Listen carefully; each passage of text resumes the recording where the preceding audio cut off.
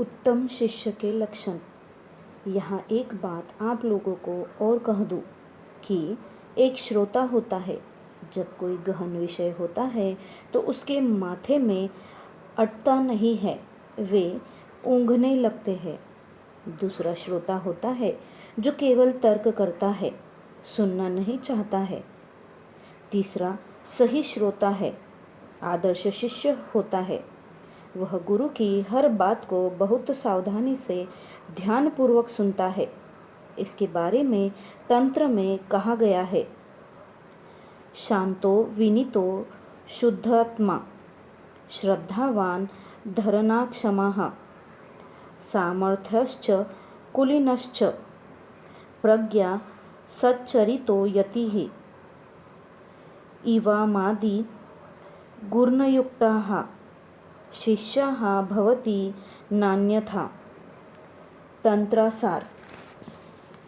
इस श्लोक में उत्तम शिष्य के 10 लक्षणों का उल्लेख किया गया है। 1. शांतो। 2. विनीत। 3. शुद्धात्मा। 4. श्रद्धावान। 5. धारणाक्षम, अर्थात गुरु शिष्य को जब कहता है शिष्य उसे समझ लेता है। 6. सामर्थ्य का मतलब अनुकूल प्रतिकूल सभी अवस्था में गुरु के निर्देश के प्रतिपालन के लिए जो सदा प्रस्तुत हुए हैं। 7. कुलीन साधना में जो अग्रणी हो। 8. प्रज्ञा, अर्थात ज्ञान सेवा आदर्श युक्त। 9. सच्चरितो, उत्तम चरित्र। 10. यति, जिसको संपूर्ण मानस संयम हो, समर्थ गुण का हो। यदि समर्थ शिष्य है तब साधना में सिद्धि सुनिश्चित है। ये 10 लक्षण बताए गए हैं आदर्श शिष्य के। मैंने उनकी चर्चा इसीलिए की चूँकि बाबा ने इसके बाद गंगा के बारे में, गंगेय सभ्यता के बारे में बोलना शुरू किया, किंतु मेरी समझ में कुछ नहीं आया। मैं उनको सुनता रहा, एक कान से और दूसरे कान से निकालता गया। इस तरह से बाबा सुनाते रहे और मैं केवल बाबा को देखता रहा। इस तरह से बाबा मिर्ज़ा चौक स्टेशन से लेकर 3 पहाड़ स्टेशन तक गांगेय सभ्यता के बारे में बोलते रहे। मेरे पल्ले कुछ नहीं पड़ा। पता नहीं अन्य 3 व्यक्ति जो साथ थे कहाँ तक ग्रहण किए होंगे। 3 पहाड़ स्टेशन आने के पहले बाबा बोले, देखो अब 3 पहाड़ आने वाला है। 3 पहाड़ जहाँ पर एक साथ है, इसीलिए इस जगह का नाम 3 पहाड़ है। तुम वहाँ उतर जाओ और जहाँ तुम जगह रखे हो जाओ।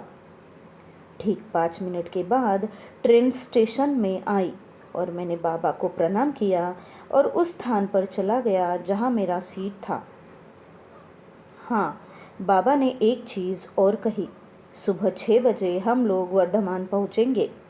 6 बजते ही तुम्हें फिर मेरे डिब्बे में चले आना है, हावड़ा तक साथ ही चलना। मैं बाबा को प्रणाम कर अपने डिब्बे में चला आया।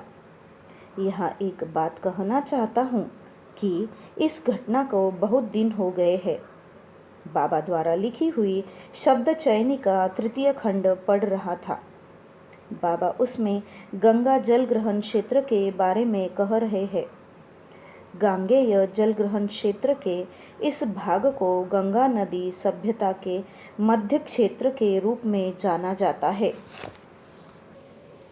प्रयाग उजान को गंगा जलवाहिनी क्षेत्र की सभ्यता का ऊर्ध्व भाग माना जाता। प्रयाग से सोन गंगा के संगम स्थल को गंगा अवाहनी क्षेत्र की सभ्यता का मध्य भाग माना जाता है और सोन गंगा संगम से साहेबगंज तक के क्षेत्र को गंगा अववाही क्षेत्र की सभ्यता का प्राक गंगीय भाग माना जाता है। साहेबगंज के बाद से अर्थात गंगा वही से दक्षिण वाहिनी हुई है। वहाँ से गंगा सागर तक गंगा अवाहन क्षेत्र की सभ्यता का चरम भाग या गोरी सभ्यता अपने अस्तित्व को पूर्णतः प्राप्त होती है। यह बात जब बाबा बोल रहे थे उस समय 1964 में मेरी समझ में नहीं आ रहा था, मगर आज जब मैं बाबा के शब्द चयनिका प्रवचनों को पढ़ रहा हूँ तो मुझे भी लग रहा है कि बाबा बैठे हुए हैं और गंगा के बारे में बोल रहे हैं। मैं अपनी जगह पर आकर बैठ गया और दानापुर फास्ट पैसेंजर अपनी मध्य गति से चलती जा रही है। एकाएक 5:45 बजे मेरी नींद टूटी। मैंने एक यात्री से पूछा कि घड़ी में क्या बजने वाला है और अभी कौन सा स्टेशन आने वाला है।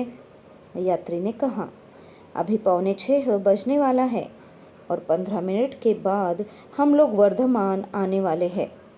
वर्धमान का नाम सुनते ही मैं उठ गया, मुंह हाथ धोया, तैयार हुआ। 15 मिनट के बाद गाड़ी स्टेशन पर आई, रुकी।